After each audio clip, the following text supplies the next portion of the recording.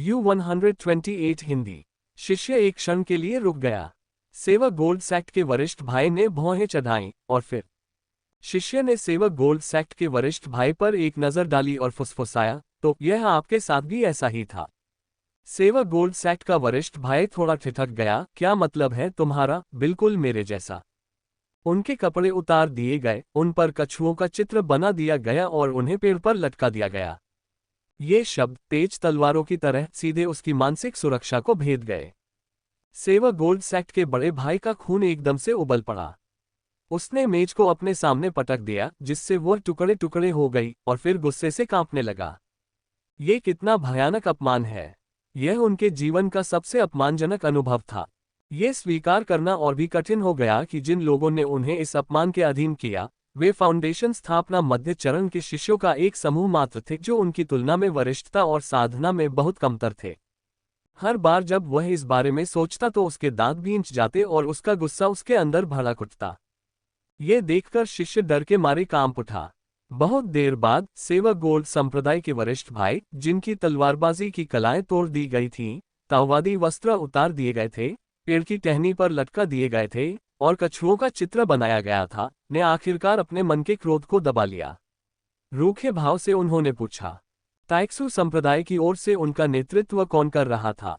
शिष्य ने कहा, मुझे निश्चित रूप से नहीं पता, लेकिन सबसे आगे जो आक्रमण कर रहा था वह एक लंबा ताइक्सू संप्रदाय का शिष्य था, जिसके हाथ में एक विशाल कुल्हाड़ी थी।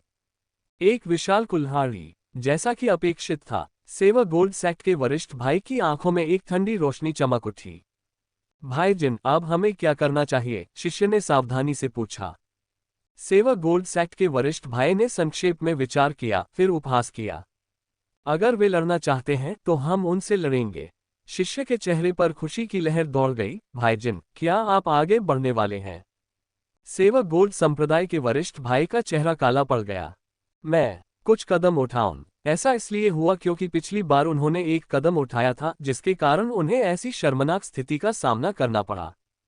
स्वभाव से संकीर्ण सोच वाले सेवक गोल्ड सैक्ट के वरिष्ठ भाई ने अपनी नजरें ठंडी कर लीं। उन्होंने शिष्य की ओर देखा, हालांकि कोई भी अंदाजा नहीं लगा सका कि वह क्या सोच रहे थे। एक क्षण बाद वह बोला, अभी नहीं। फिलहाल न तो मैं और न ही सेवक गोल्ड सैक्ट के दूसरे वरिष्ठ भाई कोई कार्रवाई कर सकते हैं। पहले ऐसा इसलिए था क्योंकि उन छोटे कीटों ने सेवक गोल्ड संप्रदाय से संबंधित राक्षस जानवरों को छीन लिया था, इसलिए मैंने उनका सामना किया था। लेकिन अब यह उसी पीढ़ी के शिष्यों के बीच का संघर्ष है। अगर हम वरिष्ठ भाई फिर से इसमें हस्तक्षेप करते हैं तो इसे अनिवार्य रूप से कमजोरों पर धौंस जमाने के रूप में देखा जाएगा। भले ही इसका कोई औचित्य हो, फिर भी बात फैल जाएगी और हमारी आलोचना अवश्य होगी। सेवक गोल्ड संप्रदाय ने हमेशा ही धार्मिकता से काम लिया है, किसी भी प्रकार की बदनामी से नहीं डरता, लेकिन हम दूसरों को ऐसा कोई बहाना भी नहीं दे सकते। तो इस मामले को अभी भी आपकी पीढ़ी के कनिष्ठ शिष्यों को ही संभालना होगा। ये लड़ाई आपको लड़नी है। लेकिन शिष्य ने घबराहट से झिझकते हुए कहा, हम शायद ताइक्सू संप्रदाय के सामने कुछ भी नहीं हैं। सेवक गोल्ड संप्रदाय के वरिष्ठ भाई के चेहरे पर भाव ठंडे पड़ गए। आप सेवक गोल्ड संप्रदाय के अनुयायी हैं। दूसरों का मनोबल बढ़ाने और अपना मनोबल गिराने के लिए आप में लड़ने की इच्छाशक्ति की कमी कैसे हो सकती है? सेवक गोल्ड सैक्ट के वरिष्ठ भाई ने ठंडी हंसी हंसते हुए कहा, भले ही सेवक गोल्ड सैक्ट को 12 धाराओं में ही स्थान दिया गया है, लेकिन ये केवल पूर्व मूल्यांकनों के कारण था, जिसमें हमें गलत तरीके से कम करके आंका गया था। आज की स्थिति में सेवक गोल्ड संप्रदाय बहुत अधिक मजबूत हो गया है और अब वह वैसा नहीं रहा जैसा पहले था। जहां तक ताइक्सू संप्रदाय का प्रश्न है, वे हर पीढ़ी के साथ कमजोर होते गए हैं। 8 महान द्वारों में सबसे कमजोर हो गए हैं। उनकी प्रतिष्ठा एक खोखले नाम के अलावा कुछ नहीं है। भाई जिन जो कह रहे हैं वह बिल्कुल सच है। शिष्य ने जल्दी से जवाब दिया, हालांकि उसके चेहरे पर थोड़ी झिझक भी थी। लेकिन भाई जिन, आप नहीं जानते, ताइक्सू संप्रदाय के हर सदस्य के पास सोना तोड़ने वाला कवच होता है। और हम सेवक गोल्ड संप्रदाय के लोग, जिनके अधिकांश शिष्यों के पास मेटल स्पिरिट रूट्स हैं और जो गोल्ड सीरीज कौशल विकसित कर रहे हैं, जब हमारे मंत्र उनके सोना तोड़ने वाले कवच पर प्रहार करते हैं तो उनकी शक्ति बहुत कम हो जाती है। बॉडी कल्टीवेटर थोड़ा बेहतर प्रदर्शन करते हैं, लेकिन अभी भी कोई स्पष्ट लाभ नहीं है। सीधे टकराव में हम सेवक गोल्ड संप्रदाय के अनुयायी ताइक्सू संप्रदाय से नहीं डरते, लेकिन वे बहुत चालाक हैं। उनके आध्यात्मिक साधनों और कवच के लाभ के साथ साथ हमें नुकसान में पड़ने का डर भी है। सेवक गोल्ड संप्रदाय के वरिष्ठ भाई ने भौहें चढ़ाईं। वह इन तथ्यों से अवगत था और ये तथ्य उसे लंबे समय से अजीब लग रहे थे। सामान्य परिस्थितियों में ऐसे एकल तत्व वाले कवचों का बड़े पैमाने पर उत्पादन मुश्किल होता। अगर बड़े पैमाने पर उत्पादन किया भी जाए तो भी इससे आर्थिक नुकसान होना लगभग तय है।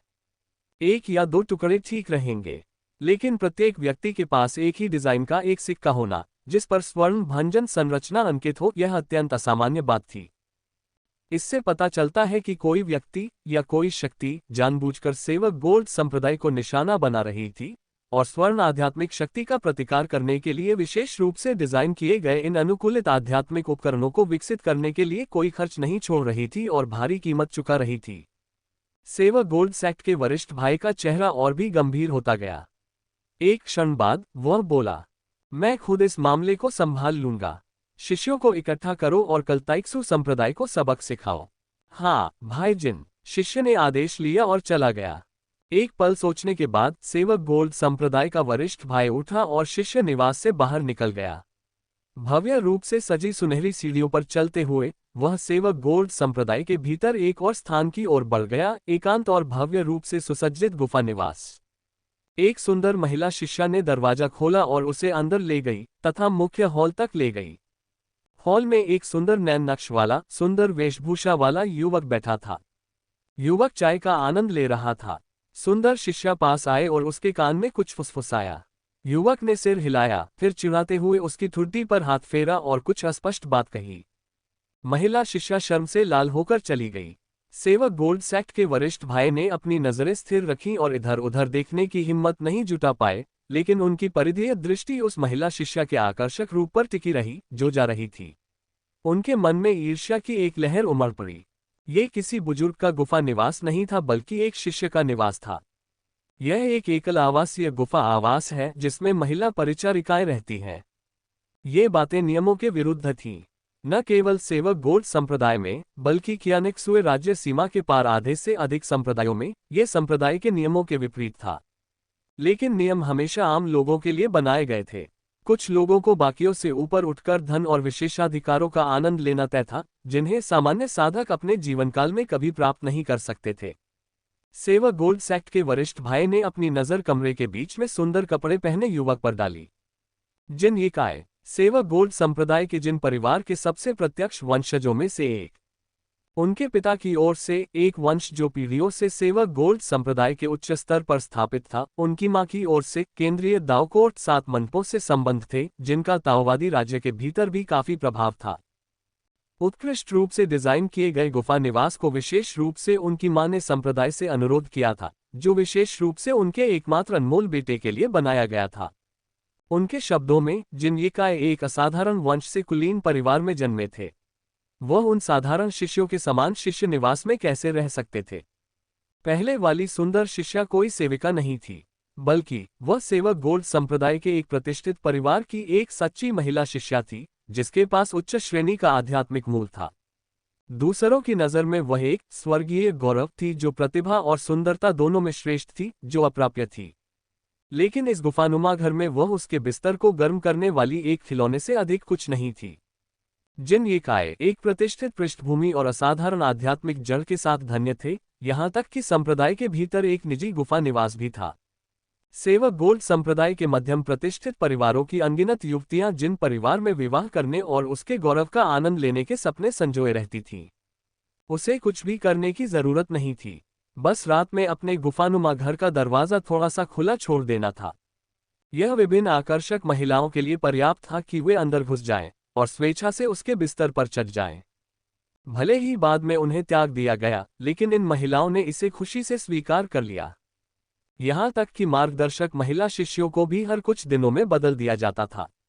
इन प्रथाओं से संप्रदाय के नियमों का स्पष्ट उल्लंघन हुआ, और फिर भी सेवक गोल्ड संप्रदाय के उच्च पदस्थ लोगों को इसकी जानकारी थी, लेकिन उन्होंने जानबूझकर इस पर आंखें मूंद लीं।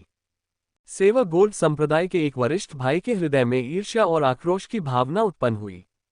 जिन येकाय द्वारा पदोन्नत किए जाने से पहले या उनके गुफा निवास के द्वार में कदम रखने से पहले उन्हें इन मामलों के बारे में कोई जानकारी नहीं थी।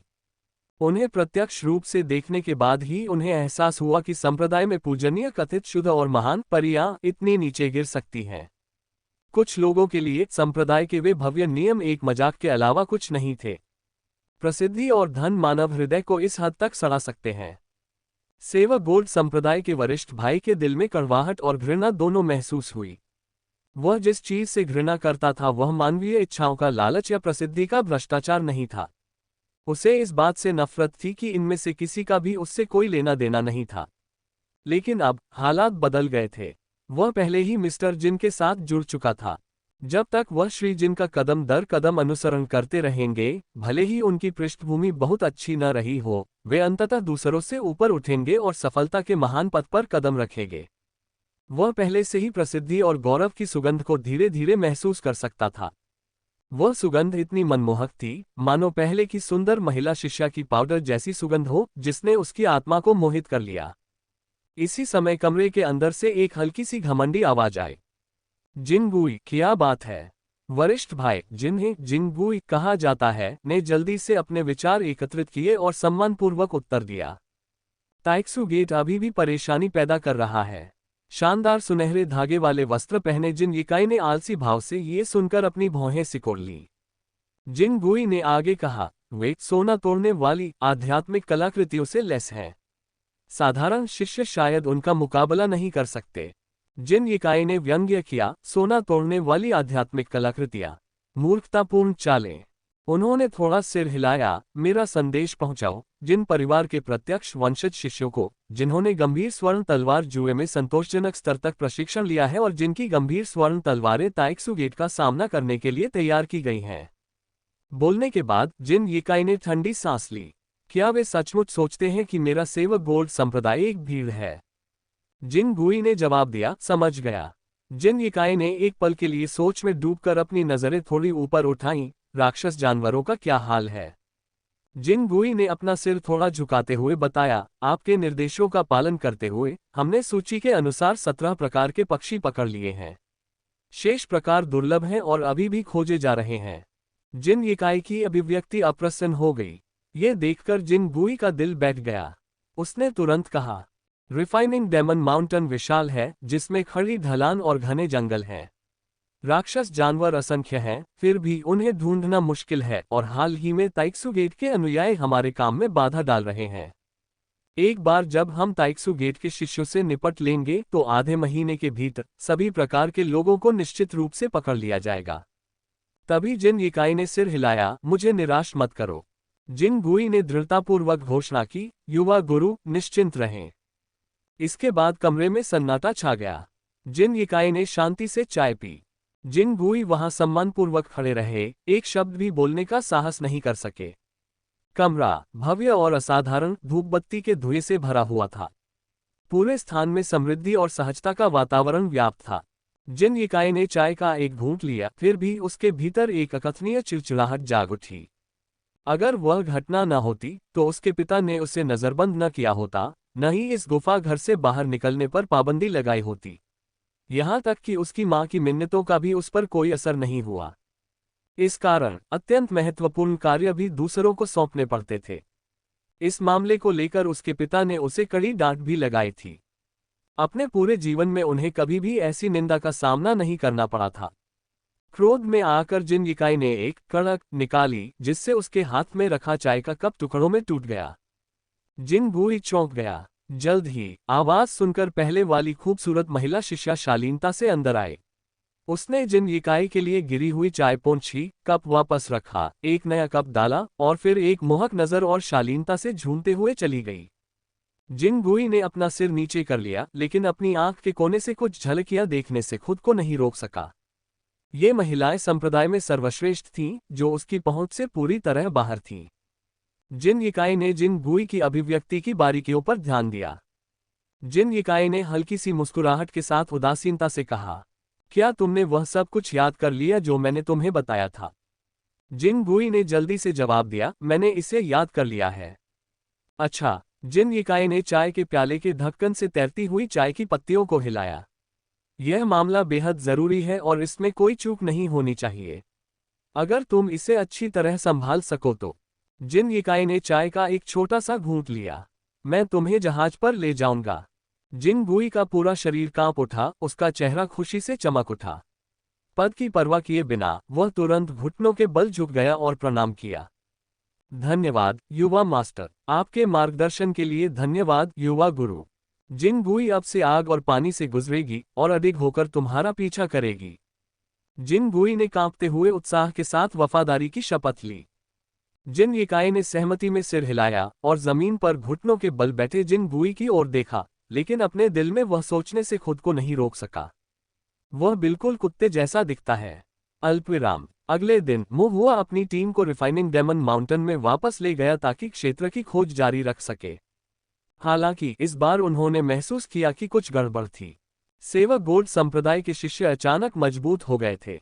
यद्यपि उन्होंने एक जैसे सुनहरे ताओवादी वस्त्र पहने थे, उनकी निगाहें अधिक अभिमानी थीं, उनकी आध्यात्मिक जड़ें अधिक श्रेष्ठ थीं, उनकी साधना अधिक गहरी थी, उनकी तलवार क्यों अधिक तीक्ष्ण थी, और यहाँ तक कि उनकी सुनहरी आत्मा तलवारें भी स्पष्ट रूप से भिन्न थीं। इसके अतिरिक्त वे उन्नत तलवार तकनीक का उपयोग कर रहे थे। जब दोनों पक्षों में झड़प हुई तो ताइक्सू गेट की तरफ दबाव अचानक बढ़ गया।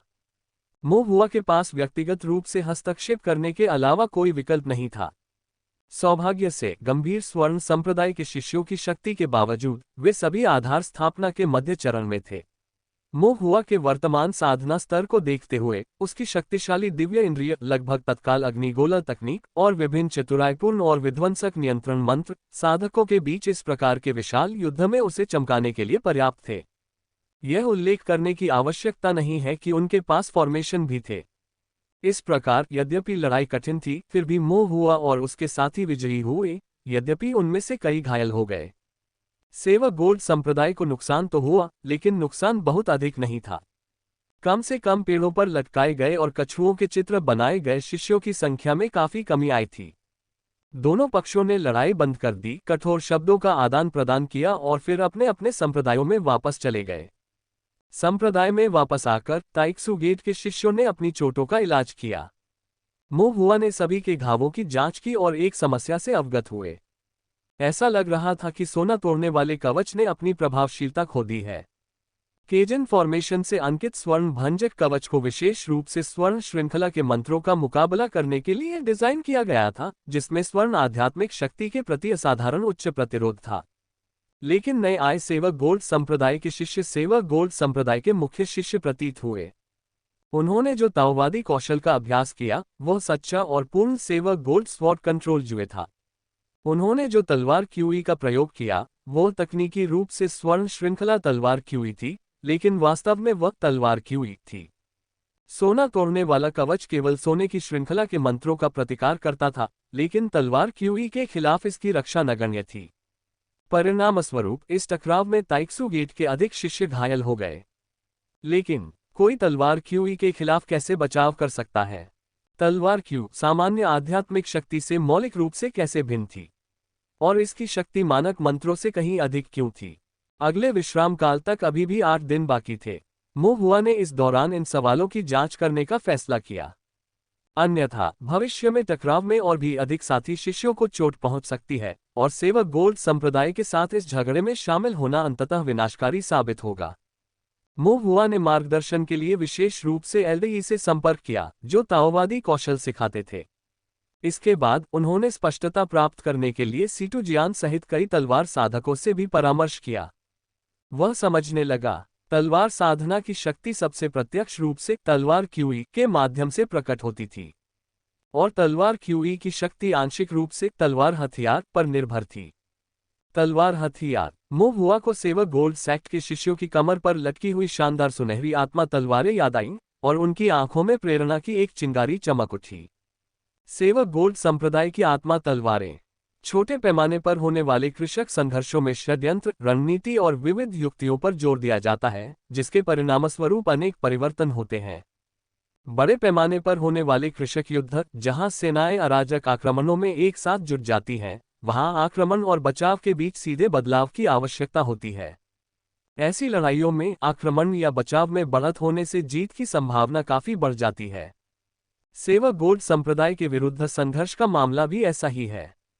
यदि कोई व्यक्ति स्वर्ण श्रृंखला कौशलों के विरुद्ध बचाव के लिए स्वर्ण भंजक कवच पर भरोसा कर सकता है, तो समान साधना स्तर की स्थितियों में एक बार चार्ज शुरू होने पर वे ऊपरी हाथ प्राप्त कर लेंगे। लेकिन ये केवल तब लागू होता है जब सेवक गोल्ड संप्रदाय के साधारण शिष्यों का सामना करना पड़ता है। साधारण सेवक गोल्ड शिष्य स्वर्ण श्रृंखला तकनीक, स्वर्ण आध्यात्मिक शक्ति मंत्र और मार्शल आर्ट की साधना करते हैं। यहाँ तक कि अगर वे तलवार तकनीक का अभ्यास करते हैं तो वे आमतौर पर साधारण स्वर्ण श्रृंखला तलवार कला या प्रवेश स्तर के सेवक गोल्ड तलवार नियंत्रण जुए की खेती करते हैं। सोना तोड़ने वाला कवच इन्हें दबा सकता है, लेकिन मूल शिष्य अलग हैं। सेवक गोल्ड संप्रदाय के मुख्य शिष्य प्रायः प्रतिभाशाली तलवार साधक होते हैं, जो सबसे रूढ़िवादी सेवक गोल्ड स्वॉर्ड कंट्रोल ज्यू का अभ्यास करते हैं और उच्च श्रेणी की स्वर्ण श्रृंखला की आत्मा तलवारें चलाते हैं। उनकी तलवार तकनीक की शक्ति आंशिक रूप से सोने की आध्यात्मिक शक्ति से उत्पन्न होती है, लेकिन उनकी असली मूल शक्ति शुद्ध टूटी हुई सोने की तलवार क्यूई से आती है। यह तलवार क्यू, जो शीर्ष श्रेणी की स्वर्ण तलवारों द्वारा प्रवर्धित है, और भी अधिक दुर्जेय है। यह उस कच्ची टूटी हुई सोने की तलवार से कहीं बेहतर है जिसे क्यू मोहुआ ने स्वयं विकसित किया था, और यह बॉस जियान की तलवार तकनीक से कहीं अधिक शक्तिशाली है, जिससे मोहुआ का पहली बार सामना हुआ था। एक ऐसा व्यक्ति जिसने सेवक गोल्ड सेक्ट के रहस्यों को चुरा लिया, दलबदल किया और साधकों की तस्करी करने लगा। बॉस जियान की तलवार तकनीक चोरी हो गई। उनकी मूल विरासत रूढ़िवादी नहीं थी, इसलिए स्वाभाविक रूप से इसकी शक्ति की तुलना इन मूल प्रत्यक्ष वंश के शिष्यों से नहीं की जा सकती थी। सेवक गोल्ड स्वॉर्ड कंट्रोल जुए, मोहुआ ने चुपचाप अपने आप से कहा।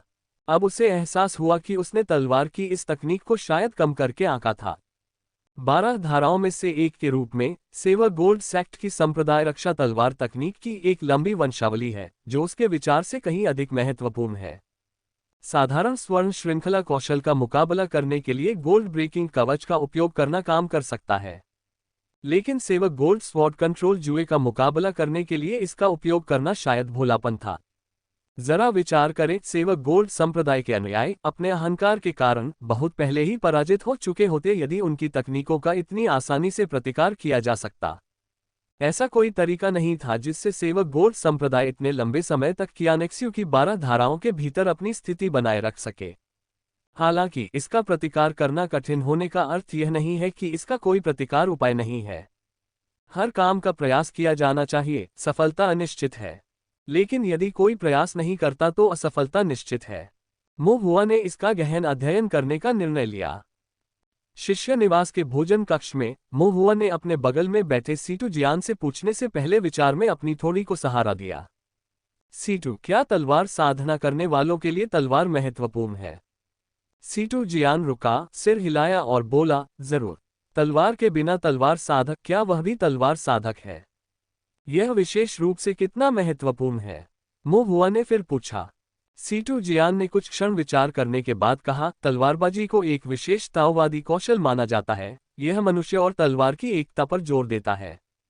मानव तलवार एकता का प्राथमिक स्तर साधक की आध्यात्मिक शक्ति को उसकी आत्मिक तलवार के साथ एकीकृत करने से संबंधित है, जिससे अधिक शक्तिशाली तलवार क्यूई मुक्त होती है।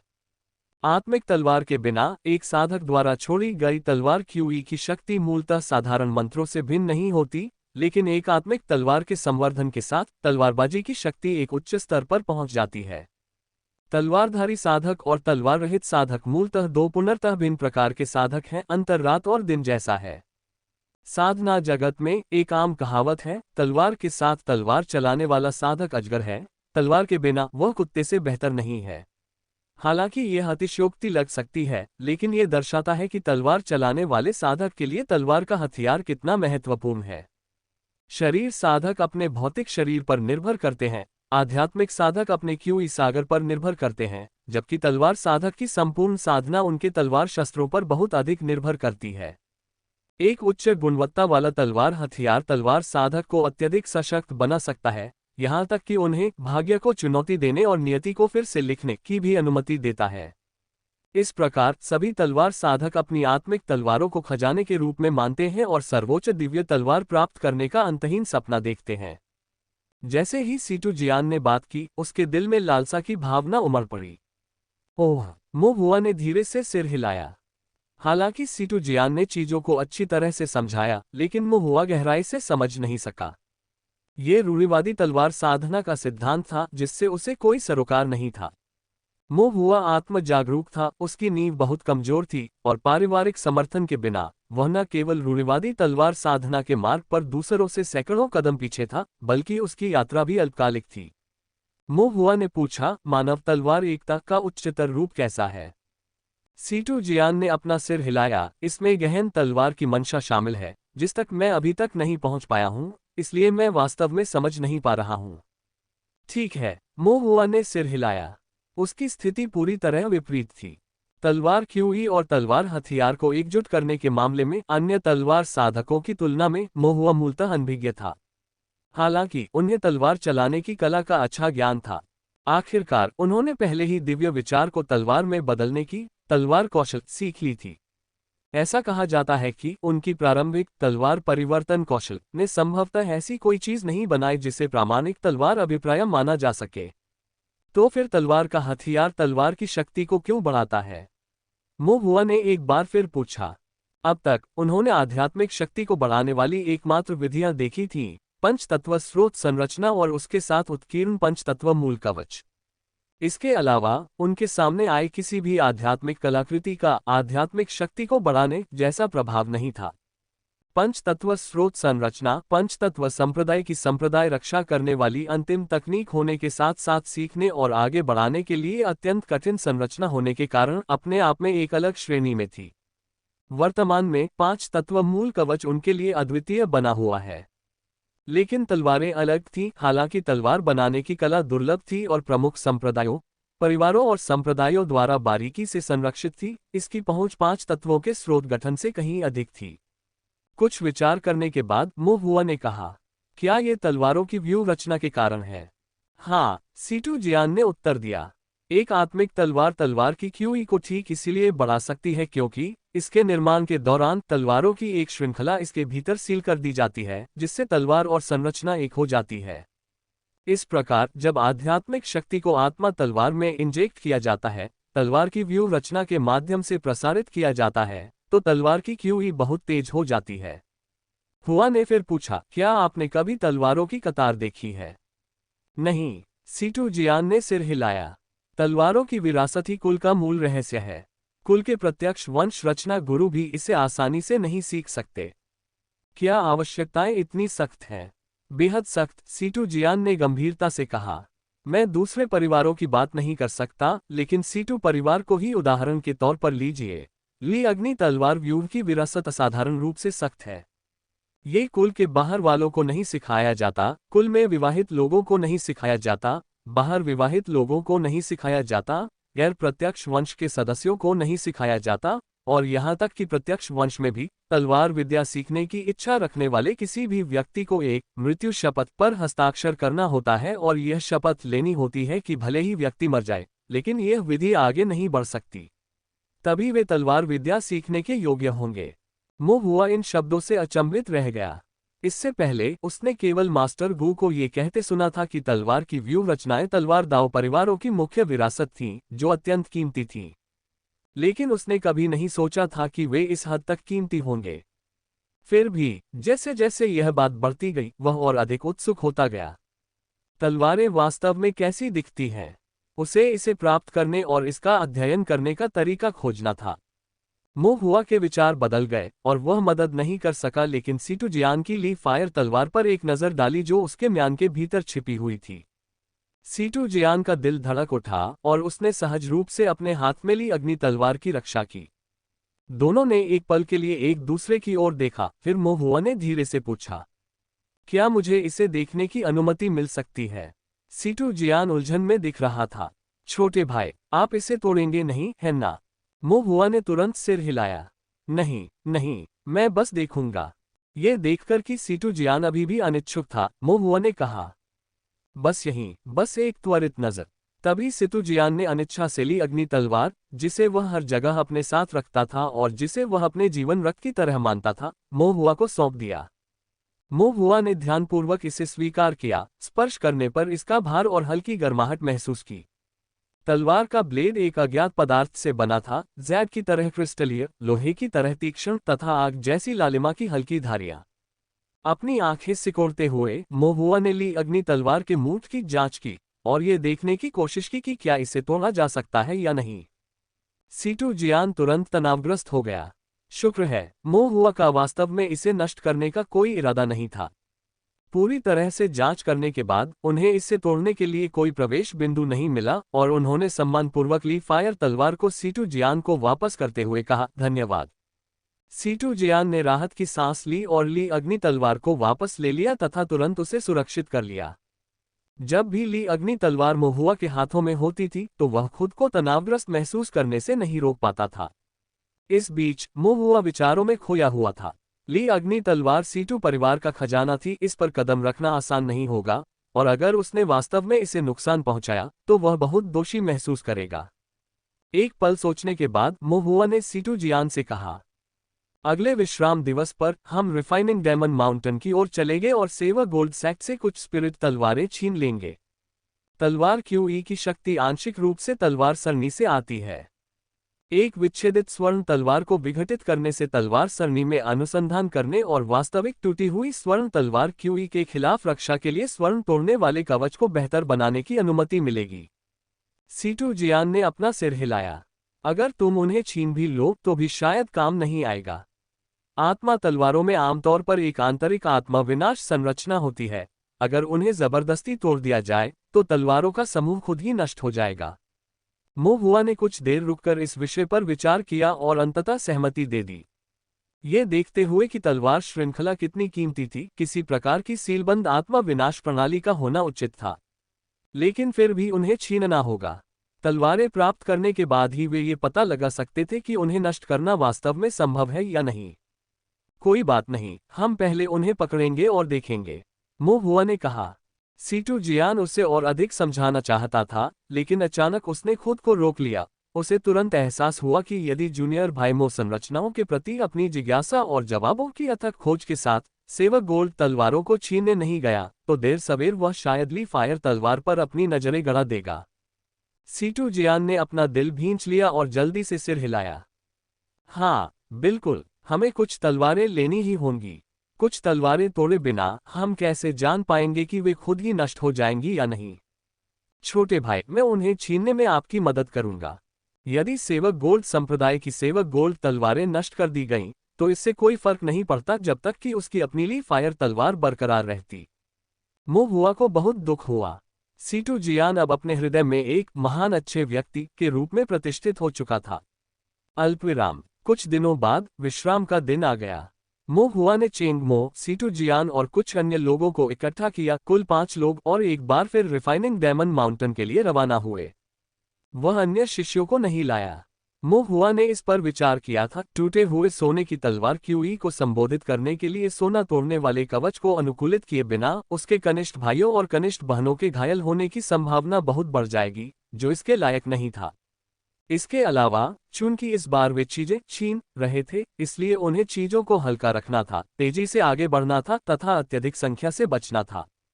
रिफाइनिंग डायमंड माउंटेन में प्रवेश करते ही मार्ग से परिचित मोहुआ ने शीघ्र ही सेवक गोल्ड सैक्ट के शिष्यों के एक छोटे समूह को देखा। वे 8 लोग थे, जिनका नेतृत्व एक सुंदर चेहरे वाला युवा राजा जैसा व्यक्ति कर रहा था। मोहुआ ने उन पर अपनी दृष्टि घुमाई, अपनी दिव्य इंद्रिय से उन्हें महसूस किया और उनकी ताकत का सामान्य आकलन किया। उनकी सभी साधनाएं समान रूप से फाउंडेशन बिल्डिंग मिडिल स्टेज पर थीं। 3 शारीरिक साधक, 2 आध्यात्मिक साधक और शेष 3 तलवार साधक थे। शारीरिक और आध्यात्मिक साधकों के पास तलवारें नहीं थीं, छीनने लायक नहीं। ध्यान उन 3 तलवार साधकों पर केंद्रित होगा। उनमें से प्रत्येक के पास सुनहरी आत्मा तलवारें थीं, जिनमें सबसे सुंदर चेहरा समूह का नेतृत्व कर रहा था, जिसके पास उच्चतम गुणवत्ता वाली आत्मा तलवार थी, जो सुनहरी रोशनी से चमक रही थी। मोहुआ ने जितना अधिक देखा, उतना ही उसे यह पसंद आया। उसने वही निर्णय कर लिया, अब से ये तलवार मुखी ही है। सेवक गोल्ड संप्रदाय के अनुयायी आसन्न खतरे से पूरी तरह अनजान पहाड़ की खोज करते हुए बेकार की बातें करते रहे। ताइक्सू गेट के काया नहीं दिखे हैं, शायद डर गए होंगे। लगता है उन्होंने हमारे सेवक गोल्ड सैक्ट की ताकत पहचान ली है। यही उनकी सजा है। उनमें से एक ने व्यंग्य किया, सेवेर गोल्ड सैक्ट का विरोध करने का साहस करना उनकी मृत्यु की इच्छा होनी चाहिए। एक और ने चेतावनी देते हुए कहा, लेकिन ताइक्सु गेट वाले लोग धूर्त हैं। अगर वे नहीं आ रहे हैं तो शायद वे कोई साजिश रच रहे हैं। बेहतर होगा कि आप सतर्क रहें। सुंदर चेहरे वाले नेता ने चिंता को ये कहते हुए खारिज कर दिया, कोई बात नहीं। ये पूरा पहाड़ अब हमारे सेवक गोल्ड संप्रदाय के अनुयायियों से भर गया है। वे क्या करने की हिम्मत कर सकते हैं? अपनी बात पूरी करने से पहले ही उसने अचानक एक विशालकाय और हट्टा कट्टा शिष्य को कहीं से दौड़ते हुए आते देखा। उसने नीचे की ओर दोहरे कुल्हाड़ी से वार करके सेवक गोल्ड संप्रदाय के एक आत्मसंतुष्ट अति निश्चिंत शिष्य को, जो पहले से ही सतर्क नहीं था, मार गिराया। सुंदर लड़का एक क्षण के लिए स्तब्ध रह गया, फिर उसके चेहरे का भाव पूरी तरह बदल गया। दुश्मन का हमला। लेकिन इससे पहले कि वे कुछ कर पाते, यान कियानजुन ने हमला किया। उसका भाला किसी अजगर की तरह तेजी से घूम रहा था। उसने सेवक गोल्ड सेक्ट के एक और शिष्य की पीठ में छुरा घोंप दिया, जिससे वह गिर गया। तभी सीटू जियान की ली अग्नि तलवार तुरंत आ गई। प्रज्वलित ली अग्नि तेज तलवार क्यूई के साथ एक अन्य सेवक गोल्ड संप्रदाय के शिष्य को पकड़ लिया और उसकी जांघ में छेद कर दिया। वह शिष्य जोर से चिल्लाया और घुटनों के बल गिर पड़ा। सीटू जियान ने वार करते हुए बिना रुके तुरंत अपनी सारी आध्यात्मिक शक्ति को अगले शिष्य पर निशाना साधने के लिए तैयार कर लिया। इस बार उसके हमले विशेष रूप से क्रूर थे और उसने मन ही मन सोचा, मुझे जूनियर भाई को सेवक गोल्ड तलवार जब्त करने में मदद करनी चाहिए। इस तरह जूनियर भाई अब मेरी ली फायर तलवार पर नजर नहीं रखेगा। सेवक गोल्ड संप्रदाय का मुख्य शिष्य तथाकथित सुंदर बालक जब उसने ये सब होते देखा तो गुस्से से भर गया। वह तलवार नियंत्रण का इस्तेमाल करके जवाब देने ही वाला था कि जैसे ही उसने अपनी तलवार आधी खींची, उसके सिर के पिछले हिस्से में तेज दर्द हुआ और उसे चक्कर आने लगे। एक कुंद हथियार से चुपके से हमला। सुंदर लड़का क्षण भर के लिए स्तब्ध रह गया, लेकिन तुरंत प्रतिक्रिया करते हुए उसने एक स्वर्णिम शरीर ताबीज निकाल लिया। फिर भी जैसे ही उसने ताबीज निकाला, एक आग का गोला उसकी ओर तेजी से आया और उसके हाथ पर फट गया। तेज दर्द से उसका हाथ कांप उठा और स्वर्णिम ताबीज जमीन पर गिर पड़ा। जब उसने झुककर उसे उठाने की कोशिश की तब तक बहुत देर हो चुकी थी। हाओ जुआन ने पहले ही ताबीज को दूर फेंक दिया था। दूसरी ओर साधारण सेवक गोल्ड संप्रदाय के शिष्य चेंग मो और कंपनी के लिए कोई मुकाबला नहीं थे। अनुभवी, समन्वित और यहां तक कि महुआ के प्रभाव में कुछ हद तक तैयार भी थे। पूरी तरह से अचंभित होकर उन पर घात लगाकर हमला किया गया और 10 राउंड से ज्यादा की गोलीबारी में उन्हें काबू में नहीं किया गया। 4 शिष्य पकड़े गए, जबकि बाकी 3 कांपते हुए खड़े रहे, आगे बढ़ने की हिम्मत नहीं जुटा पाए। चेंग मो के समूह ने अपना ध्यान सुंदर लड़के की ओर केंद्रित कर लिया। सुंदर लड़के ने जब यह महसूस किया कि स्थिति गंभीर हो गई है, तो उसने तुरंत भागने के लिए एस्केप गोल्ड बॉडी स्किल का प्रदर्शन किया। उनकी चाल की तकनीक अद्भुत थी। सुनहरे प्रकाश की चमक में वह पहले ही कई फीट दूर छलांग लगा चुके थे। भागते हुए भी वह उन्हें गालियां बकने में कामयाब रहा। नीच कमीने, रुको, मैं अभी। इससे पहले कि वह अपनी बात पूरी कर पाता, नीली रोशनी की एक चमक प्रकट हुई, कहीं से एक जंजीर प्रकट हुई और उसे सुरक्षित रूप से बांध दिया। स्माइलिंग फेस कैजुअल डेट बस एक क्लिक दूर है। आज ही साइन अप करें और अपने क्षेत्र की महिलाओं से मिलना शुरू करें। सुंदर लड़का हैरान और भयभीत था। ये कैसा जादू है? उसने संघर्ष करने की कोशिश की, लेकिन चेंग मो पहले ही उसके पास आ गया था। उसने अपनी 2 कुल्हाड़ियां उठाईं और उन्हें सुंदर लड़के की गर्दन पर दबा दिया। सुंदर लड़का अंदर ही अंदर उबल पड़ा और दहाड़ा, तुम निकम्मे कमीने, तुम! चेंग मो ने उसे जोर से लात मारी। सुंदर लड़का चीखा और पेट पकड़कर अपनी बाकी गालियां निगल गया। मो हुआ ने अनायास और बिजली की गति से सुंदर लड़के की कमर से सेवक गोल्ड तलवार छीन ली, उसे अपने वस्त्र में रख लिया और निर्णायक रूप से आदेश दिया, पीछे हटना। उन्होंने पहले ही महसूस कर लिया था कि शोरगुल से सतर्क होकर सेवक गोल्ड संप्रदाय के अन्य अनुयायी उनकी ओर दौड़ रहे थे और ऐसा लग रहा था कि उनमें से काफी लोग वहां मौजूद थे। अब बिना किसी और उलझन के पीछे हटने का समय आ गया था। चेंग मो और अन्य लोगों ने सहमति में सिर हिलाया। कुछ ही क्षणों बाद वे पांचों तेजी से भाग निकले। वह सुंदर लड़का एक पल के लिए स्तब्ध सा खड़ा रहा। जब उसने नीचे देखा तो पाया कि उसकी सोने की तलवार अब उसकी कमर पर नहीं थी। मेरी तलवार! उसके सीने में क्रोध उमड़ पड़ा। जब उसने फिर ऊपर देखा तो आसपास कोई नहीं था। समूह पहले ही गायब हो चुका था। तुम कमीनों, मैं तुम्हें ऐसा नहीं करने दूंगा। वह दांत पीसते हुए गालियां देने लगा। कुछ ही क्षणों बाद सेवक गोल्ड संप्रदाय के अनुयायियों की भीड़ ने उन्हें घेर लिया और चिंता व्यक्त की। भाई सोंग, क्या आप ठीक हैं? सुंदर लड़के का चेहरा क्रोध से सफेद हो गया था। ये बेकार मूर्खों का समूह, क्या वह ठीक दिख रहा था? उसका पेट अभी भी दर्द से जल रहा था, लेकिन यह उसकी सबसे छोटी चिंता थी। अब जो मायने रखता था वह था सेवर गोल्ड स्वॉर्ड। यह एक आत्मा तलवार थी जिसे उसने कई वर्षों तक पोषित किया था और अपनी जीवनबद्ध आत्मा तलवार के भ्रूण के रूप में उपयोग करने की योजना बनाई थी। मेरी तलवार छीन ली गई। जब उन्होंने ये सुना तो भीड़ के चेहरे पर गंभीरता आ गई। जाओ, सुंदर लड़का गुस्से से चिल्लाया। उन कमीनों को ढूंढो और मेरी तलवार वापस लाओ।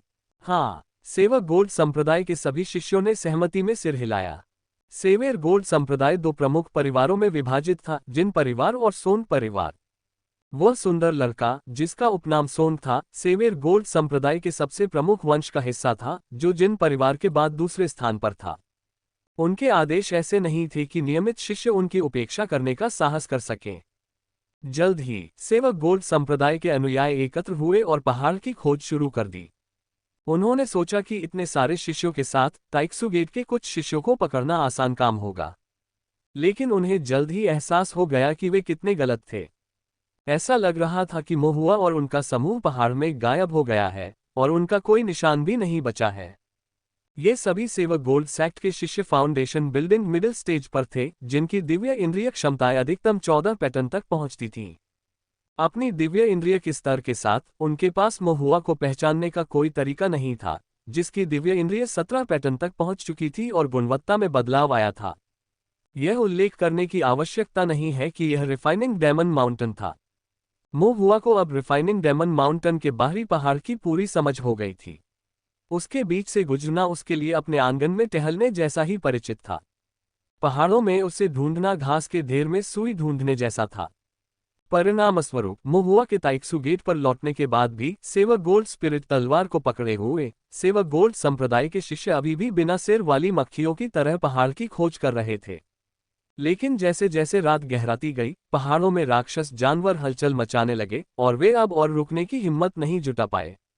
उनके पास अपने संप्रदाय में वापस लौटने के अलावा कोई विकल्प नहीं बचा था। वह सुंदर लड़का, जिसकी सेवक गोल्ड स्पिरिट तलवार चोरी हो गई थी, एक काले चेहरे के साथ सेवक गोल्ड संप्रदाय में वापस आया और शिष्य निवास के बाहर एक लंबे दुबले पतले अंतिम चरण के फाउंडेशन स्थापना के वरिष्ठ भाई से टकरा गया। ये व्यक्ति कोई और नहीं बल्कि जिन गुई था।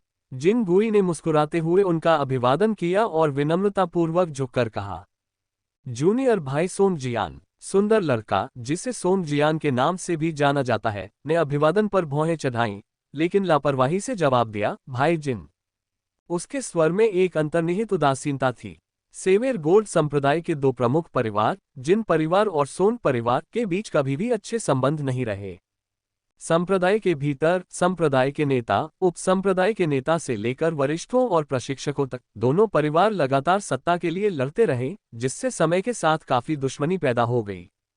हालांकि चूंकि वे एक ही संप्रदाय के थे, इसलिए वे खुले तौर पर एक दूसरे पर हमला करने से बचते थे। 28-year-old millionaire shows how to earn 504,000 rupees a day।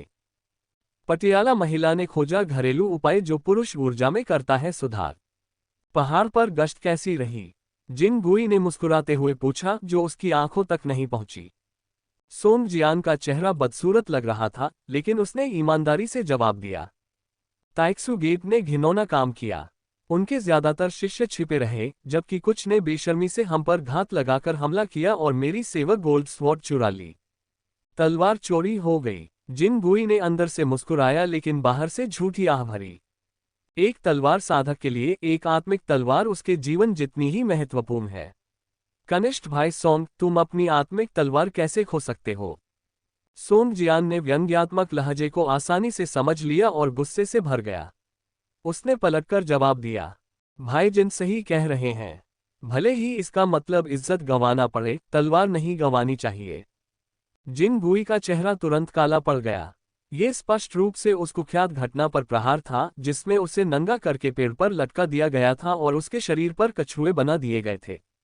दोनों ने एक दूसरे को नीचा दिखाने की कोशिश करते हुए एक दूसरे पर हल्के फुल्के प्रहार किए।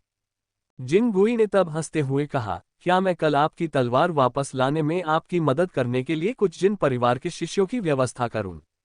जरूरत नहीं है, सोंग जियान ने ठंडे स्वर में उत्तर दिया। सोन परिवार जो खोएगा, सोन परिवार उसे वापस पालेगा। अगर सोन परिवार ऐसा नहीं कर सकता तो जिन परिवार भी निश्चित रूप से नहीं कर पाएगा। दोनों की आंखें मिल गईं, उनकी निगाहें शत्रुता से भरी थीं। अंत में जिन गुई ने मुस्कुराते हुए कहा, जूनियर भाई सोंग, अपना ख्याल रखना। सोंग जियान ने भी इसी तरह उत्तर दिया, भाई जिन, शुभकामनाएं। जैसे ही वे एक दूसरे से टकराए, उनके चेहरे पर ठंडक छा गई। दोनों ने मन ही मन कहा, सेवक गोल्ड संप्रदाय वास्तव में किसका है, जिन परिवार का या सोन परिवार का? इसका उत्तर अभी तक स्पष्ट नहीं है। अलग होने के बाद दोनों अपने अपने घरों को लौट गए और दिन भर की घटनाओं को गुस्से से याद करने लगे। धीरे धीरे उनकी नफरत पूरी तरह से किसी और विचार की ओर मुड़ गई। जिन गुई की आंखें लाल हो गईं जब उसने अपनी मेज तोड़ दी।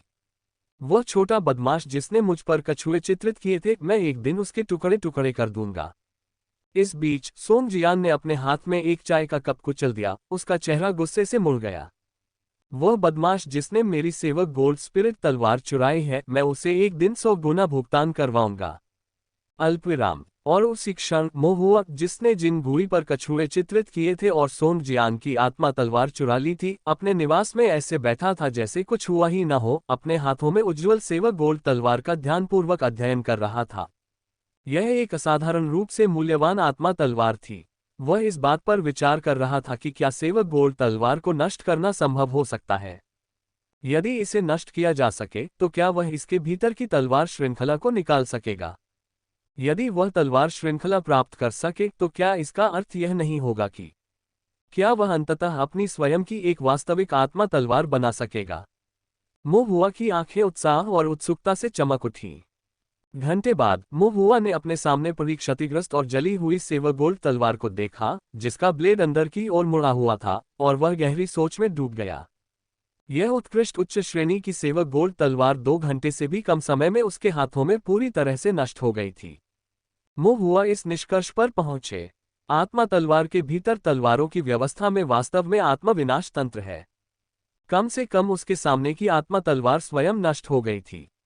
यद्यपि वह बहुत सतर्क था तथा अपने पास उपलब्ध सभी कलाकृतियों को परिष्कृत करने के ज्ञान का उपयोग कर रहा था, फिर भी यह सब व्यर्थ था। सेवक गोल्ड स्वॉर्ड ने समर्पण के स्थान पर मृत्यु को चुना और स्वयं को पूरी तरह नष्ट कर लिया। भीतर रखी तलवारें भी जलकर राख हो गईं। मोहुआ को यह देखने का भी मौका नहीं मिला कि तलवारों की व्यूह रचना में किस प्रकार की व्यूह रचना प्रणाली का प्रयोग किया गया था या उसमें कितने प्रकार के स्वरूप थे। मोहुआ ने गहरी सांस छोड़ी, उसका दिल दुख रहा था। इतनी अच्छी आत्मा तलवार बस ऐसे ही चली गई। कितना बेकार है। मोहुआ ने एक पल के लिए शीर्ष श्रेणी की आत्मा तलवार के लिए शोक मनाया, फिर विचार करना शुरू कर दिया कि वह इस टूटी हुई तलवार को मास्टर गु को कब फेंक सकता है, यह देखने के लिए कि क्या इसे पिघलाया जा सकता है और फौज में पुनः उपयोग किया जा सकता है। हालांकि अभी उसे तलवारों की व्यूह रचना के विषय पर ध्यान केंद्रित करने की जरूरत थी। तलवारों की व्यूह रचना स्वयं नष्ट हो जाती है और आत्मा तलवार को जब्त करने के बाद भी कोई इसे नष्ट करके तलवार व्यूह रचना प्राप्त नहीं कर सकता है। तो अगर मैं तलवारों की श्रृंखला हासिल करना चाहता हूं तो मुझे कहां से शुरुआत करनी चाहिए? मोहुआ ने स्वयं को दुविधा में पाया। उन्होंने समस्या के समाधान पर विचार मंथन शुरू कर दिया। कुछ सेवक गोल्ड संप्रदाय के अनुयायियों को पकड़े और उनसे कठोर पूछताछ करें। उसके उन्नत फॉर्मेशन पनिशमेंट बोर्ड का इस्तेमाल सदियों से नहीं हुआ था क्योंकि वह अब पाप साधकों को पकड़ने नहीं जा सकता था। शायद अब समय आ गया था कि सेवक गोल्ड सेक्ट के शिष्यों को बदलाव के लिए उस पर घुटने टेकने दिए जाएं। मोहुआ ने एक क्षण तक इस पर विचार किया, लेकिन फिर अपना सिर हिला दिया। ये काम नहीं करेगा। बहुत क्रूर। लोहे का बोर्ड पाप साधकों, दुष्ट साधकों और दानव साधकों के लिए था। सेवक गोल्ड संप्रदाय के साधारण अनुयायी ताइक्सू गेट के साथ अपनी छोटी प्रतिद्वंद्विता और अपने घृणित तरीकों के बावजूद ऐसी सजा के लायक नहीं थे। अच्छाई और बुराई के बीच सीमाएं होनी चाहिए। दंड देने के साधनों का भी विवेकपूर्ण ढंग से प्रयोग किया जाना चाहिए, अन्यथा वह क्रूर और हिंसक स्वभाव विकसित कर सकता है और अंततः एक रक्तपिपासु दानव प्रमुख में बदल सकता है। ऐसा व्यवहार उसके माता पिता, गुरु, एल्डर मास्टर जून और ताइक्सू गेट के विभिन्न बुजुर्गों की शिक्षाओं के विरुद्ध होगा। इसके अलावा यातना के बावजूद भी यह संभवतः निरर्थक होगा। इस स्तर के रहस्यों का ज्ञान आम शिष्यों को नहीं होता। तलवार क्यूई को बढ़ाने में सक्षम ये तलवार व्यूह इतना गुप्त था कि यद्यपि इसकी तुलना पंचतत्व स्रोत संरचना से नहीं की जा सकती थी, फिर भी यह निश्चित रूप से कोई साधारण चाल नहीं थी। कठिनाई अविश्वसनीय रूप से अधिक होगी। सेवक गोल्ड संप्रदाय के शिष्य विशेष रूप से चतुर नहीं लगते थे, और न ही उनमें से कई के पास दिव्य इंद्रिय क्षमताएं थीं। ये बहुत ही असंभव था कि वे इतनी जटिल तलवारों की व्यूह रचना में निपुण हो पाते। यदि उन्हें पहले से ही इसकी जानकारी नहीं थी तो पूछताछ व्यर्थ होगी। उस मामले में पता लगाएं कि सेवक गोल्ड सैक्ट की तलवार शोधन की दुकान कहाँ स्थित है, चुपके से अंदर जाएं और तलवारों के समूह के रहस्यों को चुरा लें। या शायद सेवक गोल्ड सैक्ट से एक सैक्ट टोकन प्राप्त करने का प्रयास करें और देखें कि क्या वह इसके साथ छेड़छाड़ कर सकता है। मो हुआ ने इन विकल्पों पर विचार किया, लेकिन स्वयं ही उन्हें खारिज कर दिया।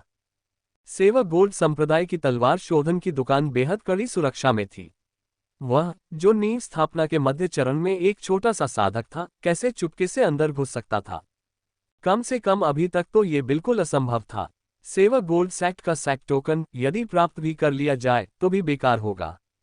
उन्हें युआन मैग्नेटिक फॉर्मेशन जैसी अत्यधिक उन्नत संरचनाओं की कोई समझ नहीं थी, उनसे छेड़छाड़ करना तो दूर की बात थी। ये दोनों विधियां अभी अनुपयोगी थीं। कोई भी काम नहीं करेगा। अपने बिस्तर पर लेटे हुए मोहुआ ने अपने दिमाग पर जोर डाला, हर उस युक्ति पर विचार किया जो वह सोच सकता था, जब तक कि अचानक उसके दिमाग में प्रेरणा की एक चिंगारी प्रज्वलित नहीं हो गई। गणना, दिव्य इंद्रिय गणना सरणियों द्वारा छोड़े गए आत्मा के निशानों से निर्माण पैटर्न का अनुमान लगा सकती है।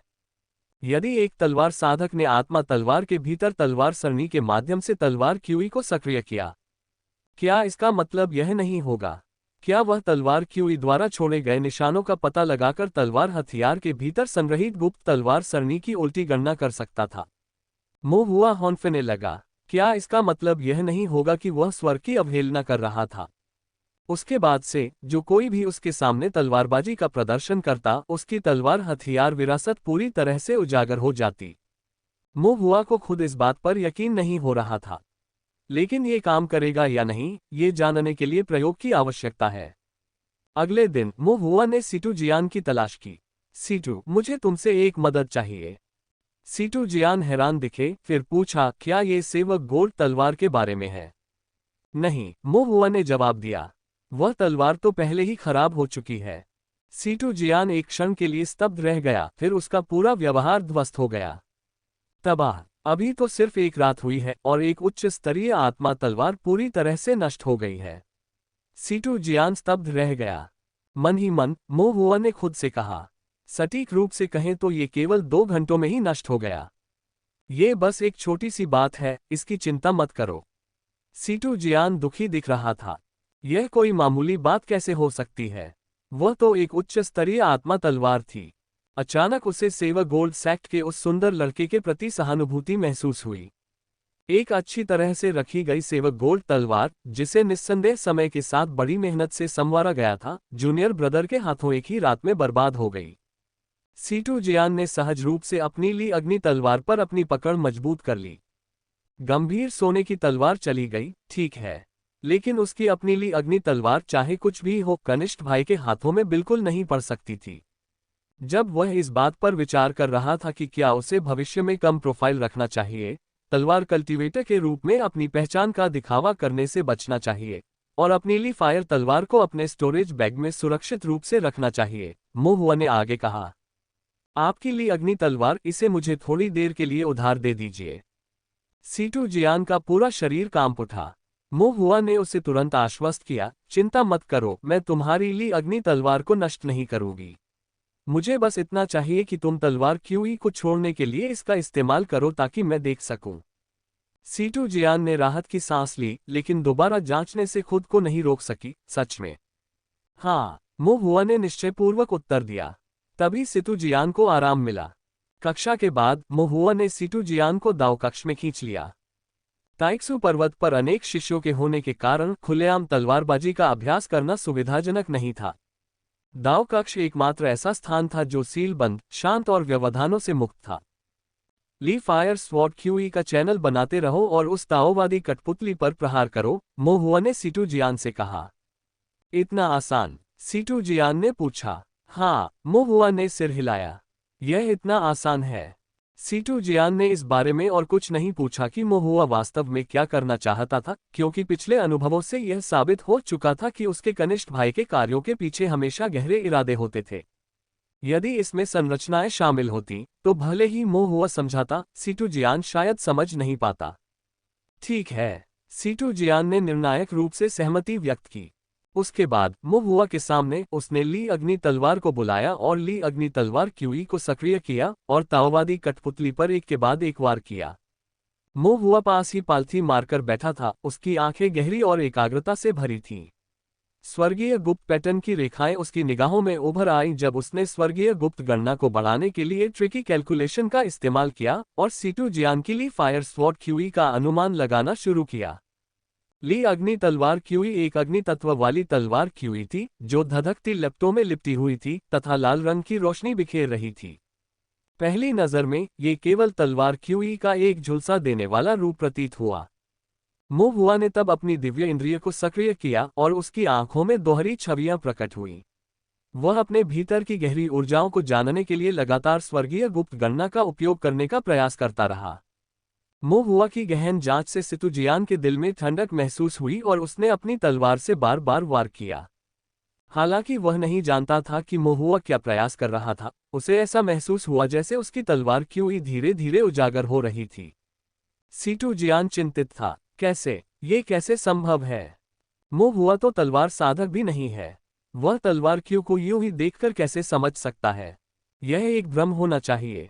सीटू जियान बेचैन हो गया, लेकिन चूंकि वह मोहुआ की मदद करने के लिए पहले ही राजी हो चुका था, इसलिए वह बीच में ही पीछे नहीं हटना चाहता था। थोड़ी सी हिचकिचाहट के साथ वह आगे बढ़ता रहा और कठपुतली पर तलवारों से एक के बाद एक वार करता रहा।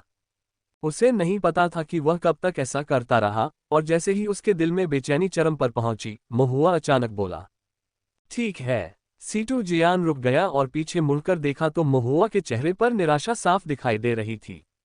उसने इसका अनुमान नहीं लगाया था। मोहुआ ने आह भरी। थोड़ी देर की खामोशी के बाद सीटू जियान खुद को रोक नहीं सका और पूछा, जूनियर भाई, आप क्या करने की कोशिश कर रहे हैं? मोहुआ ने उत्तर दिया, मैं सेव गोल्ड सैक्ट से बेहतर तरीके से निपटने के लिए स्वॉट क्यूई पर शोध कर रहा हूं। सीटू जियान ने राहत की हल्की सांस ली, हालांकि अंदर से वह अभी भी यह नहीं समझ पाया था कि मोहुआ को सेवा गोल्ड सैक्ट से निपटने के लिए उसके लिए फायर स्वॉर्ड क्यूई का अध्ययन करने की आवश्यकता क्यों थी। इसके अलावा क्या सचमुच इस तरह देखने मात्र से कुछ पहचाना जा सकता है? सीटू जियान की अभिव्यक्ति संदेह से भरी थी। हालांकि मोहुआ मौन चिंतन में डूब गया। आत्मा तलवार के भीतर छिपी तलवारों की व्यूहरचना का पता लगाने के लिए तलवार क्यूई का उपयोग करना, यह विचार व्यवहार्य था। वह वास्तव में कुछ गणना कर सकता था, लेकिन यह अत्यंत कठिन था, जिससे तलवारों की व्यूहरचना के केवल अस्पष्ट निशान ही सामने आते थे। उनकी गणना पद्धति में अभी भी सुधार की कमी थी। ट्रिकी गणना से प्राप्त प्रवर्धन के बावजूद वह छुपी हुई तलवार व्यूहरचना को पूरी तरह से समझने में असमर्थ था। हालांकि मोहुआ हतोत्साहित नहीं था। ऐसी चीजें ड्राइंग फॉर्मेशन के समान थीं, अभ्यास से कौशल आता है। यदि एक प्रयास में गणना नहीं हो पाती तो 2 प्रयास, 3 प्रयास, जब तक समाधान न मिल जाए। उसके बाद से जब भी समय मिलता, मोहुआ सीटू जियान को अपने सामने तलवार चलाने का अभ्यास करवाता। इससे उसे अपने अनुमान लगाने और तलवार श्रृंखला की अपनी गणना को परिष्कृत करने का मौका मिलता। फिर भी सीटू जियान को लगातार परेशान करने से मोहुआ को थोड़ा दोषी महसूस हुआ, इसलिए उसने कुछ मेरिट पॉइंट्स उसे हस्तांतरित करने का फैसला किया। बदले में सीटू जियान को इसे स्वीकार करने में शर्मिंदगी महसूस हुई। छोटे भाई, मैं इसे कैसे स्वीकार कर सकता हूँ? मोहुआ ने कहा, भाइयों को भी हिसाब किताब साफ साफ करना चाहिए। तुम्हारा मेरी मदद करना एक नेक काम है, लेकिन मैं तुम्हें इसके लिए तकलीफ नहीं दे सकता। सीटू जियान ने फिर से मना करने की कोशिश की। मोहुआ ने फिर सख्ती से कहा, जो मैंने तुम्हें दिया है ले लो। मुझे कुछ मेरिट पॉइंट्स की कमी नहीं है। वह लंबे समय से मेरिट अंक जमा कर रहे थे और अब मेरिट से समृद्ध एक शक्तिशाली व्यक्ति बन गए थे। मूल रूप से वह एक ढीले किसान थे, जबकि उनके साथी कुलीन परिवार के बेटे थे। लेकिन यदि कोई मेरिट अंकों को मापता तो वह उनमें से सच्चा कुलीन था, जो अपने अधिकांश साथियों की तुलना में कहीं अधिक धनी था। सीटू जियान ने हृदय में कृतज्ञता के साथ अंक स्वीकार कर लिए।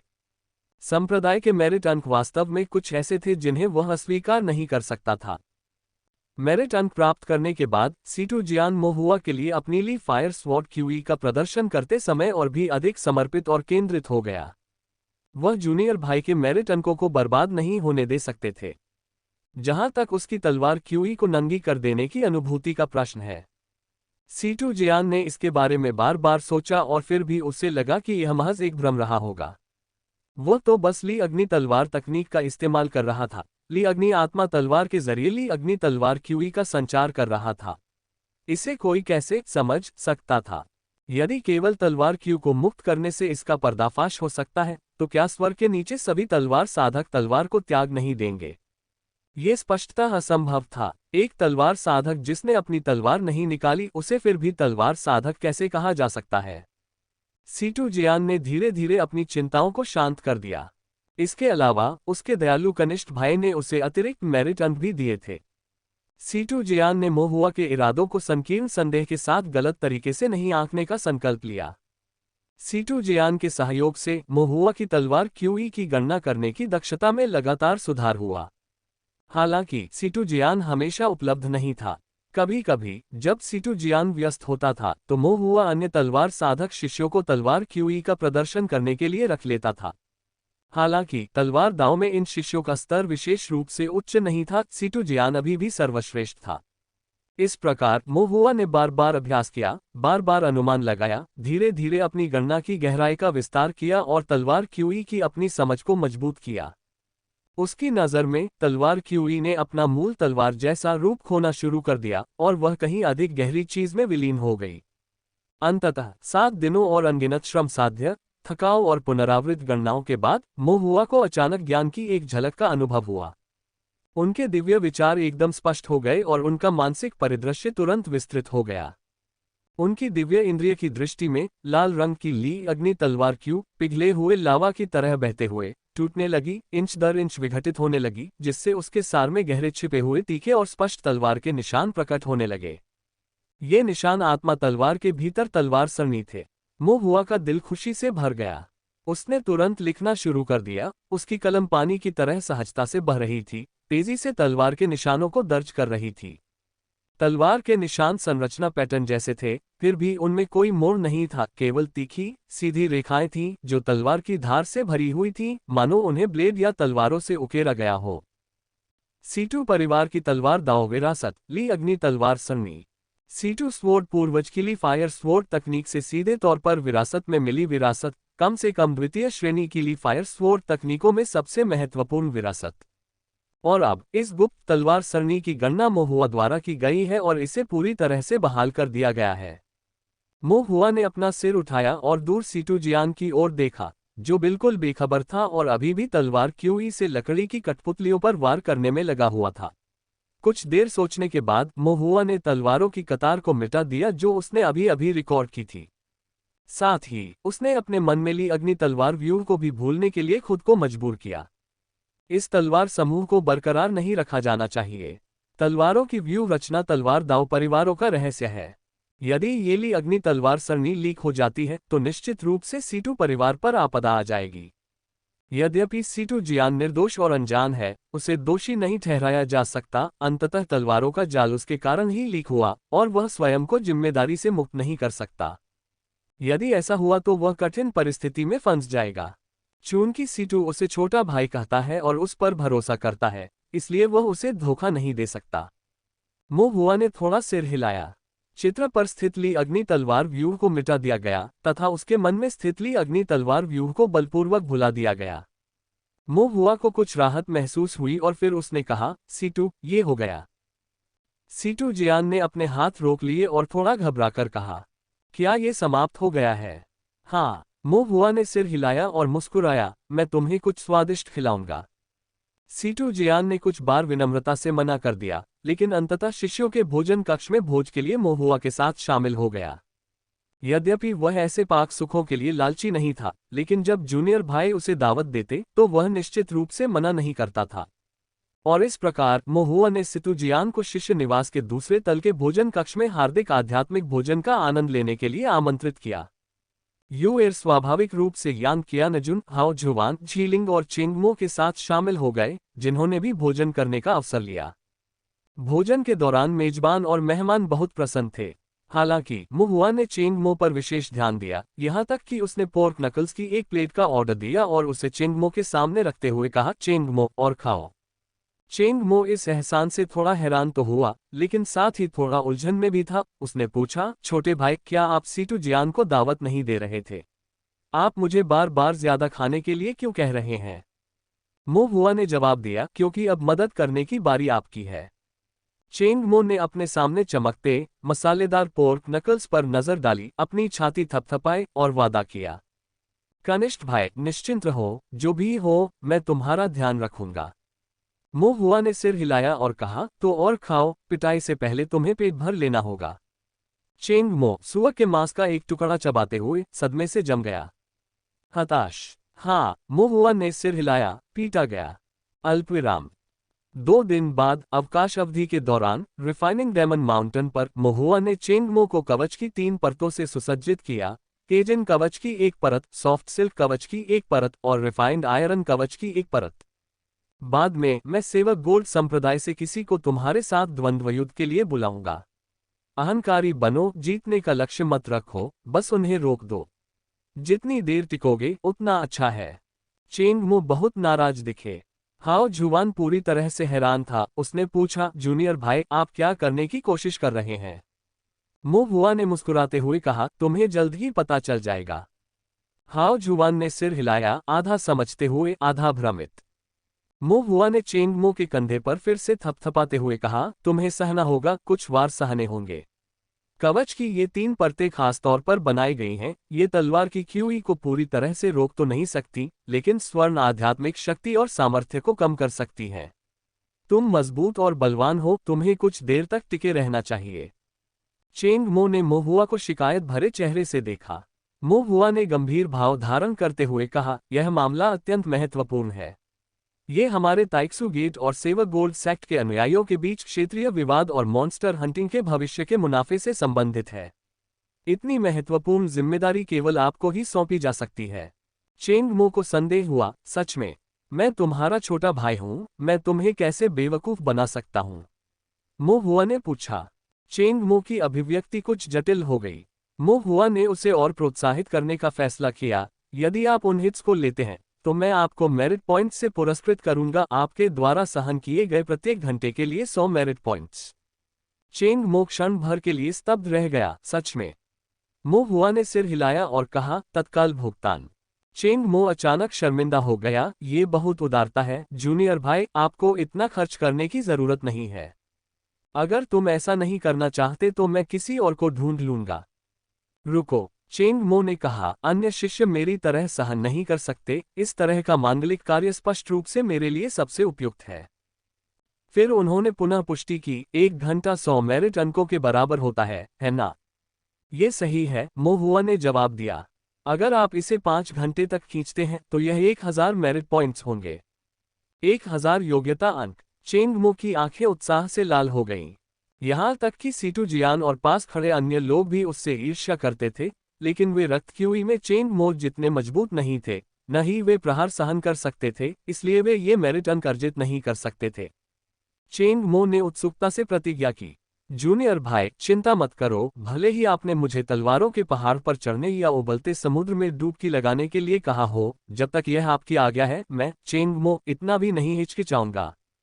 ठीक है, मुहुआ ने हल्के गुस्से से आह भरी। बहुत हो गई शेखी, पहले से तैयारी कर लो। रक्त क्यूई की पूर्ति के लिए कुछ गोलियां ले लो, मैं तुम्हें हराने वाला कोई ढूंढता हूं। चेंगमो ने मूर्खतापूर्ण ढंग से मुस्कुराते हुए जवाब दिया, ठीक है। मुहुआ ने समूह छोड़ दिया और अपना चेहरा छिपाते हुए अपने चुने हुए लक्ष्य की तलाश में रिफाइनिंग डायमंड पर्वत पर भटकने लगा। बहुत समय नहीं बीता था कि उसने सेवक गोल्ड सेक्ट के सुंदर लड़के को खोज लिया। सेवक गोल्ड संप्रदाय के शिष्य सोंग जियान गंभीर भाव लिए हुए थे और 10 अन्य सेवक गोल्ड संप्रदाय के शिष्यों के साथ पहाड़ की खोज कर रहे थे। मुहुआ ने अपना परिचय दिया और पुकारा, सुंदर लड़का। सोंग जियान एक पल के लिए ठिठक गया, फिर उसने देखा कि मुहुआ 10 कदम दूर अकेला खड़ा है। उसने अविश्वास से उसकी तरफ देखा। इस बदमाश ने अकेले उसके सामने आने की हिम्मत कैसे की? सोंग जियान का पीला चेहरा क्रोध से लाल हो गया। ये स्पष्टतः उसे गंभीरता से नहीं लिया गया। यह अपमानजनक था। सोंग जियान ने अपना हाथ हिलाया और ठंडे स्वर में आदेश दिया, उसे पकड़ो और पीट पीट कर मार डालो। अन्य सेवक गोल्ड संप्रदाय के शिष्य तुरंत मो हुआ की ओर दौड़े। मो हुआ ने पुकारा, क्या तुम्हें अपनी तलवार नहीं चाहिए? रुको! सोंग जियान तुरंत चिल्लाया। सेवक गोल्ड संप्रदाय के अनुयायी अचानक रुक गए और वहीं जम गए। सोंग जियान की पलकें जोर से फड़कने लगी और उसने मो हुआ को घूरा। मेरी सेवक गोल्ड तलवार कहाँ है? ये पहले से ही बेकार स्क्रैप धातु से ज्यादा कुछ नहीं बन गया था। लेकिन ऐसा कुछ जोर से कहना साफ तौर पर अनुचित था। मो हुआ ने बस स्पष्ट रूप से उत्तर दिया, चलो मुकाबला करते हैं। अगर तुम जीत गए तो मैं तुम्हें तलवार लौटा दूंगा। सोंग जियान की निगाहें तेज हो गईं और उसने ठंडी सांस ली। मैं तुमसे प्रतिस्पर्धा क्यों करूं? प्रतियोगिता नहीं करनी, ठीक है, मो हुआ ने उदासीनता से कहा। तो मैं एक आर्टिफैक्ट रिफाइनिंग मास्टर ढूंढूंगा, तुम्हारी सेवक गोल्ड स्वॉर्ड को कबाड़ में तोड़ दूंगा और उसे पिघलाने के लिए भट्टी में डाल दूंगा। तुम्हारी हिम्मत नहीं होगी। सोंग जियान की आंखें लगभग आग उगल रही थीं। मो हुआ बिल्कुल भी परेशान नहीं दिख रहा था। हिम्मत हो या न हो, वह ये काम पहले ही कर चुका था, अब बस आखिरी चरण पूरा करना बाकी था। सोंग जियान ने अपने अंदर उबलते क्रोध को दबाने के लिए एक गहरी सांस ली। जब आप किसी दूसरे की छत के नीचे होते हैं तो आपके पास सिर झुकाने के अलावा कोई विकल्प नहीं होता। तलवार मो हुआ के हाथ में थी, जिससे उसके पास समझौता करने के अलावा कोई विकल्प नहीं बचा। ठीक है, सोंग जियान ने कहा, मैं तुम्हारे साथ प्रतिस्पर्धा करूंगा। तुम मेरे खिलाफ नहीं हो। मो हुआ ने अपना सिर हिलाया, तुम मेरे बड़े भाई के खिलाफ हो। मो हुआ ने इस घोषणा के साथ चेंग मो की स्थिति को थोड़ा बढ़ा दिया। सोंग जियान ने भौहें चढ़ाईं, तुम्हारा बड़ा भाई? मो हुआ ने सिर हिलाया, हाँ, वही बड़ा आदमी जिसने पिछले दिनों तुम पर कुल्हाड़ी चलाई थी। सोंग जियान को उस दिन का मुख्य कुल्हाड़ीबाज और उसकी गर्दन के बेहद करीब रखी गई 2 कुल्हाड़ियां तुरंत याद आ गईं। उसकी आंखों का गुस्सा और भी भड़क गया। ठीक है, पुरानी और नई शिकायतें, चलो सब एक साथ निपटा देते हैं। तथापि मो हुआ को देखते ही सोंग जियान की नजरें थोड़ी गहरी हो गईं। तुम मुझसे लड़ने पर इतनी जिद क्यों कर रही हो? मो हुआ ने आह भरी, उसका स्वर कुछ परेशान करने वाला था। हमने रिफाइनिंग डेमन माउंटेन में सिर्फ राक्षस जानवरों का शिकार करने, कुछ योग्यता अंक अर्जित करने और आपके सेवक गोल्ड सैक से उलझने से बचने के लिए प्रवेश किया था। इससे किसी को कोई फायदा नहीं है। चूंकि मामला ऐसा ही है, तो क्यों न इसे द्वंद्व युद्ध से सुलझाया जाए? यदि आप जीत गए तो हम आपकी तलवार वापस कर देंगे। यदि आप हार जाते हैं तो सेवक गोल्ड सैक्ट इसे जाने देगा और हमें परेशान करना बंद कर देगा। सोंग जियान ने भौहें चढ़ाईं और मन ही मन सोचा कि मो हुआ बचकाना व्यवहार कर रहा है। दानव पर्वत के शोधन का मामला संप्रदाय के हितों और असंख्य शिष्यों की आजीविका से जुड़ा था। मात्र द्वंद्व युद्ध से इतना महत्वपूर्ण विवाद कैसे सुलझ सकता था? इसके अलावा सेवक गोल्ड संप्रदाय के एक शिष्य के रूप में भले ही वह प्रत्यक्ष वंश का ही क्यों न हो, उसके पास ऐसे निर्णय लेने का कोई अधिकार नहीं था। हालांकि तात्कालिक प्राथमिकता सेवक गोल्ड स्वॉर्ड को पुनः प्राप्त करना था। फिलहाल वह फाउंडेशन बिल्डिंग मिडिल स्टेज पर थे। एक बार जब उसका क्षेत्र नींव स्थापना के अंतिम चरण में पहुंच जाता तो उसे अपने जादुई खजाने को पोषित करना शुरू करना पड़ता। यह आत्मा तलवार, एक जादुई खजाने का भ्रूण, उसके लिए अत्यंत महत्वपूर्ण थी और किसी भी परिस्थिति में खोई नहीं जा सकती थी। जहां तक द्वंद्वयुद्ध के लिए उसकी सहमति का सवाल है, शब्दों में किए गए वादे कोई मायने नहीं रखते, उन्हें गंभीरता से नहीं लिया जा सकता। फिलहाल वह इस नन्हे बदमाश को मनाएगा, द्वंद्वयुद्ध के लिए राजी होगा और अपनी सेवक गोल्ड स्वॉर्ड वापस पाने पर ध्यान केंद्रित करेगा। सोंग जियान ने सहमति जताते हुए कहा, ठीक है, ये सौदा हो गया। लेकिन सोंग जियान को यह नहीं पता था कि मो हुआ लगातार बकवास कर रहा था। सोने की तलवार लौटाना, हाँ, उससे कोई आपत्ति नहीं थी। आखिरकार वह तो पहले से ही कबाड़ थी और उसके किसी काम की नहीं थी। लेकिन जहां तक रिफाइनिंग डेमन माउंटेन के महत्वपूर्ण क्षेत्र को छोड़ने की बात है, एक ऐसा स्थान जहां वे राक्षस जानवरों का शिकार कर सकते थे, राक्षस रक्त निकाल सकते थे, सामग्री एकत्र कर सकते थे और योग्यता अंक अर्जित कर सकते थे, वह इसके लिए कैसे सहमत हो सकता है? कोई भी ऐसी शर्तों से सहमत नहीं होगा और मो हुआ स्वयं भी निश्चित रूप से सहमत नहीं होगा। मो हुआ ने सिर हिलाया और कहा, मेरे पीछे आओ। इतना कहकर वह मुड़ा और चला गया। सोन जियान थोड़ा हिचकिचाया। वहां उपस्थित सेवक गोल्ड संप्रदाय के ज्यादातर शिष्य सोन परिवार से थे। ये देखकर वे जल्दी से बोले, युवा गुरु, छल कपट से सावधान रहें। उस छोटे से बदमाश का इरादा दुर्भावनापूर्ण होना चाहिए। इस पर पुनर्विचार करना और सावधानीपूर्वक योजना बनाना बेहतर होगा। सोन जियान हिचकिचाया, लेकिन मोहुआ बिना पीछे देखे आगे बढ़ता रहा। वह दूर कहीं गायब होने ही वाला था। यदि मोहुआ सचमुच चला गया तो सोन जियान को डर था कि वह इस जीवनकाल में अपनी सेवक गोल्ड तलवार को फिर कभी नहीं देख पाएगा। काफी देर तक हिचकिचाने के बाद सोन जियान ने अंततः अपने दांत पीसते हुए आदेश दिया, यहाँ रुको। फिर उसने तुरंत एस्केप गोल्ड बॉडी स्किल का उपयोग किया, सुनहरे प्रकाश की एक लकीर में बदल गया और मोहुआ का पीछा किया, उसके पीछे पीछे चलते हुए जैसे ही वे एक छोटे से जंगल में प्रवेश कर गए।